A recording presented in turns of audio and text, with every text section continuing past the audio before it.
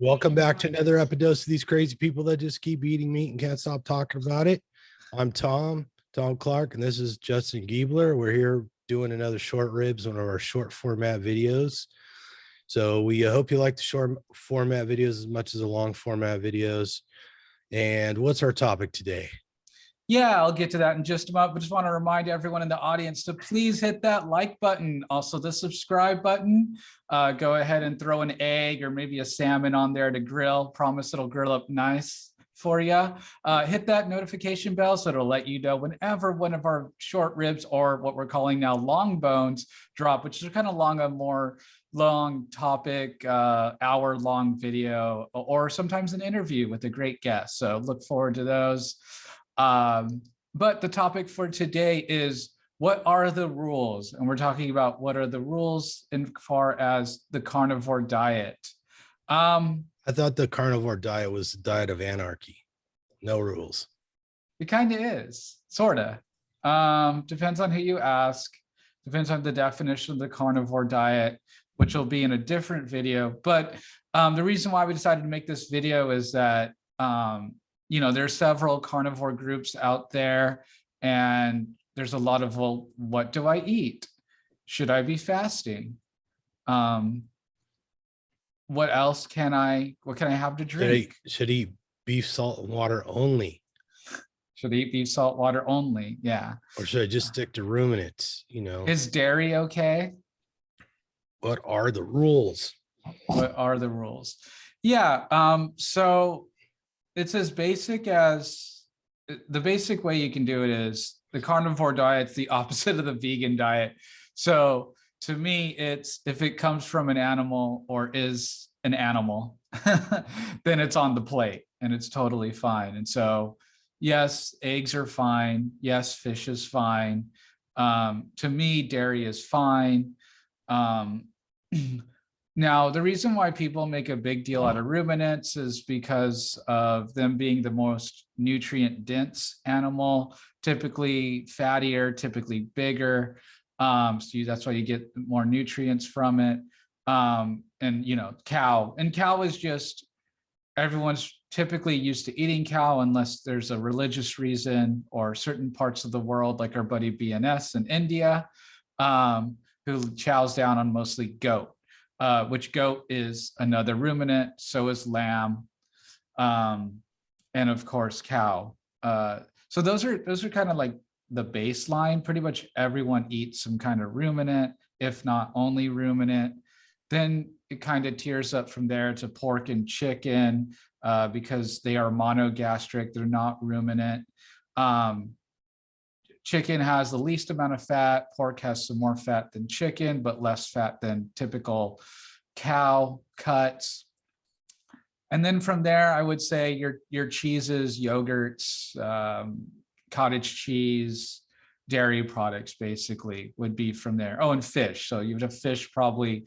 Fish can be first tier or second tier. If you eat a lot of salmon, that's probably, it has about as many nutrients as cow, at least is my understanding, and plenty of fat.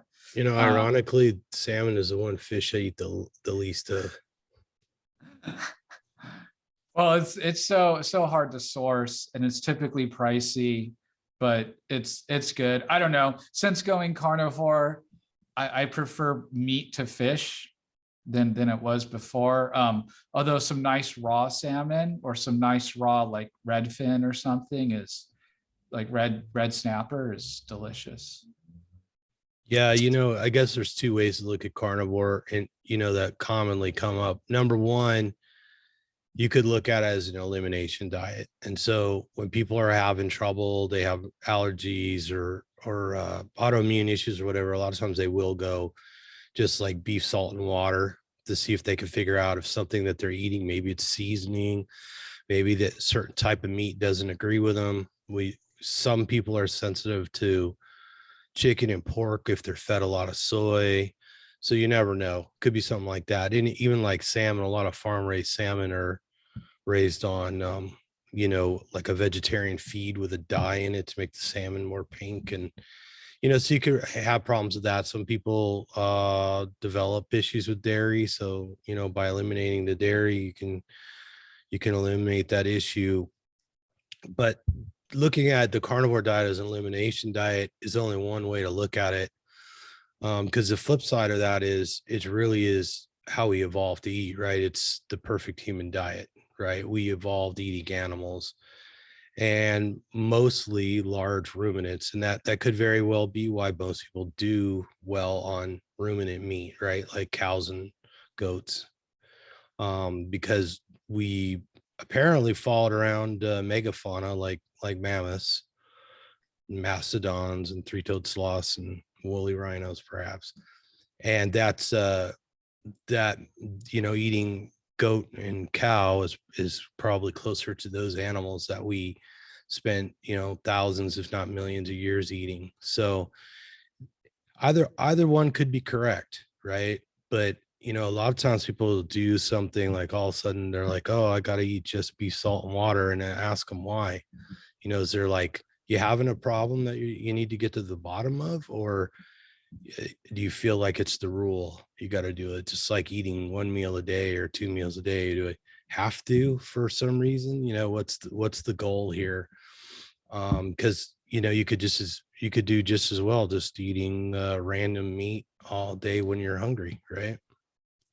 Yeah, and another thing is people bringing ideas and baggage, let's say from previous diets, whether it's a history of calorie counting, whether it is a history of overeating. So they scared to overeat the meat and fat, which I think is extremely difficult to do. Or the keto being more high fat, tracking macros. The carnivore diet's more than a diet. It's a lifestyle. It's the human lifestyle.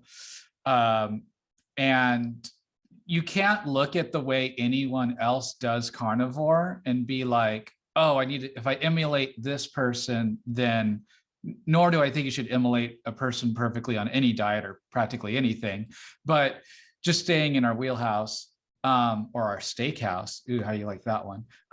Staying in our steakhouse, we could just say, there's plenty of people on Instagram, YouTube, et cetera, us being two of them, which we talk about what we eat. If they follow our Instagram, they'll see what we eat, but that doesn't mean that that's the way you should do it. I mean, the basics are there, again, sticking to the animal products.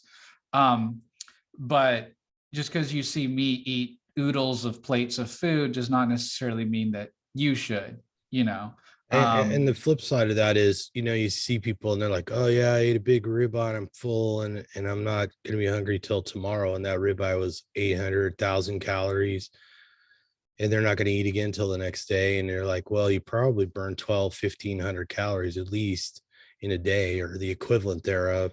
So technically, aren't you under eating?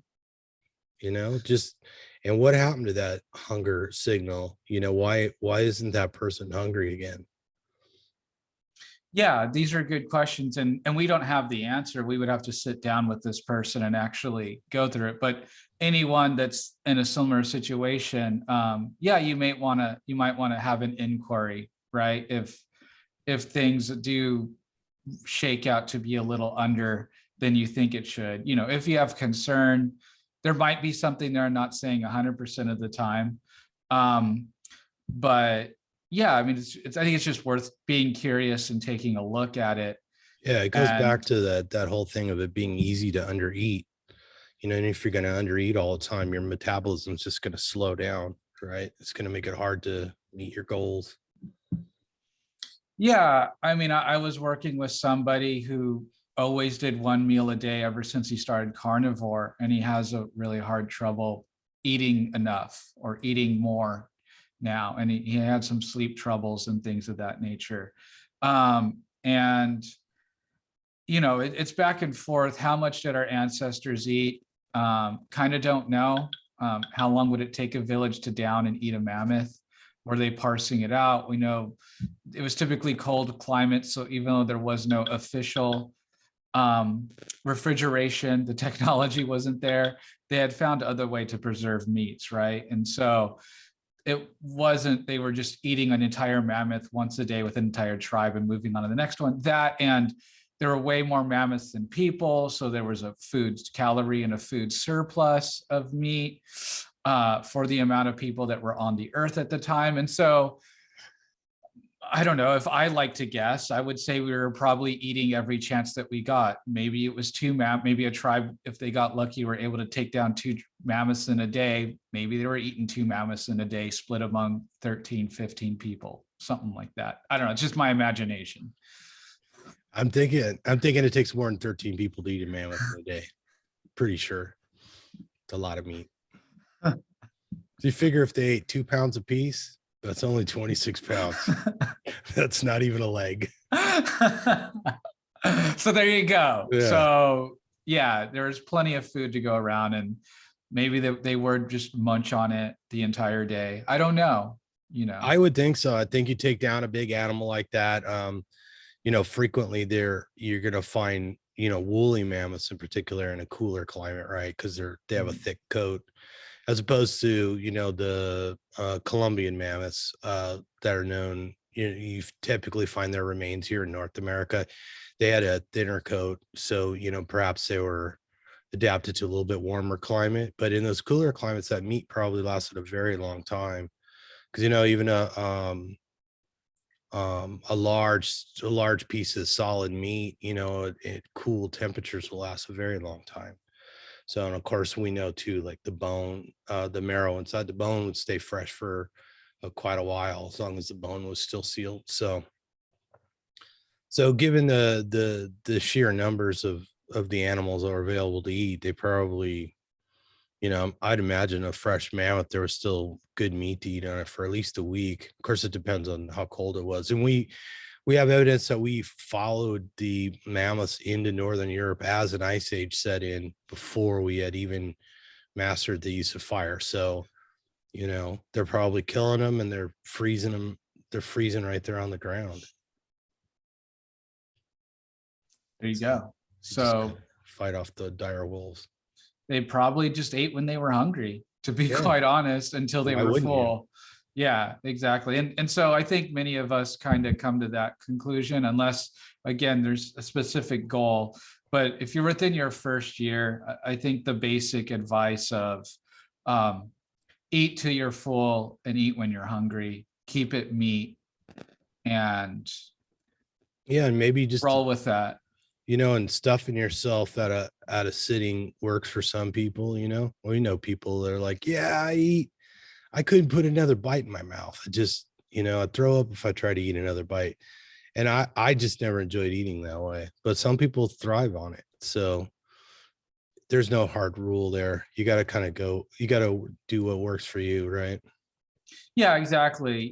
Do some experimentation, try to eat more, maybe try to eat less. If you want to experiment with fasting, go ahead. But just, I think with experiments though, you should keep a log. I think that is important. Otherwise it's hard to remember what we ate 2 weeks ago or how much we ate. But if you don't have any interest in tracking or anything, I suggest eating when you're hungry, keeping it meat, and eating till you're full. And that, another thing about rules, yes, hot dogs, bologna, that all counts. Bacon's fine. The 1 gram of sugar, typically nobody reacts to that. Be kind of rare if you did react to that. I think it actually burns off in the cooking. I could be wrong about that. The nitrites in the hot dogs is not going to get you either, even if you have headaches and things like that, like me. It's also not a non-issue. Could be the high salt in it that could be dealing with headaches, but that's a different story. Vienna sausages, Spam, if that's your thing, it's all game. It really is. Hey, and that way, if you eat Spam and Vienna sausages, you're also eating nose to tail. So there you go. There you go. There's your delicious nose. You can have all the ground up scraps. But yeah, no, and there's always going to be somebody who's sensitive to something that most people don't have any problem with, and like you said, I mean, a gram of sugar, what is it, 4 calories or something per gram for carbohydrates. So if you're talking about 4 calories out of 1,200 calories, it's a drop in the bucket, as long as you don't have some sort of carb addiction that's gonna call you back. But something without that tiny amount of sugar, and it probably isn't sweet anyways, right? Yeah, exactly. I think it's just for preservative or in the cooking or something. Yeah, that's Yeah. why the sugars in the bacon. But there's a lot of people in these communities, in these groups, that'll be like, all I can find is bacon with 1 gram of sugar in it. And they're like freaking out over it. And it's like, it's fine. you know, Yeah. it really shouldn't bother you. If it does, I'm sorry, but you'd be a rare case in that instance. Yeah, you're better off eating the bacon than you are a Twinkie. I mean, that's what I always Right. go back to is, maybe you look at bologna or something, it's not the highest quality food or something like that, but people got to eat within their means, and there's got to be a certain level of convenience. You can't drive 5 hours to get grass finished beef, and that'd be the only thing you eat. So yeah, you're better off In a perfect world, in a I guess perfect that's world. another rule. Do you have to eat great grass finished organic beef? No, I've gotten, me and Tom hardly ever, if ever, eat anything other than CAFO, conventionally raised cow, etc. Um, Well, I do eat and a, I we've, do eat a lot of the grass finished organic beef, but just the ground beef. I don't buy the steaks because they're kind of hard to come by. They're expensive to ship and all that. But yeah, a lot of our beef, just supermarket beef. So I do at this time virtually none that's not conventional. I get my meat from Sam's Club essentially, then my chicken and my beef typically. And I've had great healing. I've done pretty much conventional beef from the beginning, ground beef, steaks, and all. I'll do the occasional treat of grass fed, grass finished. It's nice. There is a bit of a taste difference, and there is a bit of a, it is different, but and um, if you're fortunate to be close to a farmer and you could buy your food direct, more power to you, right? yeah, in a perfect world, none of us snub our noses at that. It's just when it's accessible, people that do it, they do it. Now, my eggs, I do pay extra for super duper good eggs because I do react to conventional eggs. Mhm. So I do that. So I will throw that in there. So, but yeah, that's up to you. If you are fine with conventional eggs, the more power to you. Probably be all right. The little bit of soy that's in there is probably not gonna mess with you too much, give you So what are estrogen what are the dominance or something. what are the rules here? The rules are eat a meat-based diet. Mhm. And if some seasoning works for you, then eat the seasoning. If it gives you indigestion or allergies, and don't eat it, right? Right. Conventional is okay. Fasting's fun to play with, but I don't think you should revolve your world around it. Eat till you're full. And yeah, Yeah. And don't think just because everybody else is doing OMAD or has a compressed eating window that you have to eat that way. If it doesn't work for you, it doesn't work for you. It's no big deal. So, anyways, maybe people want to leave us their comments, let us know where they get their meat from, let us know what they thrive on, let us know how many meals they eat in a day. I'm always shocked. A lot of people have no idea how much energy they're burning in a day. They have they have no idea how much food they're actually eating in a day. And if that's the case and you're not meeting your goals, that could be kind of tough. So maybe you need to figure that out. Maybe you need uh an activity monitor like a Fitbit or something like that, and then get some idea, how much energy you're using in a day, and then how much energy you should be putting back in your body, how much protein you should be eating. But other than that, there's no rules, right? There's just eat what works for you. yeah, eat the meat. Yeah, that's the only rule, really. It's the only hard one is eat the animal products. Be the supreme anti-vegan, as my roommate used to call me. Supreme anti-vegan. Nice. Yes, stick to the perfect human diet, the one we evolved to eat, which was meat. All right. Well, let us know what you think. Please send the video on to other people who would appreciate it or benefit from it. Till next time, eat some meat, and whatever you do, Don't don't fall fall down down the the carb carb hole.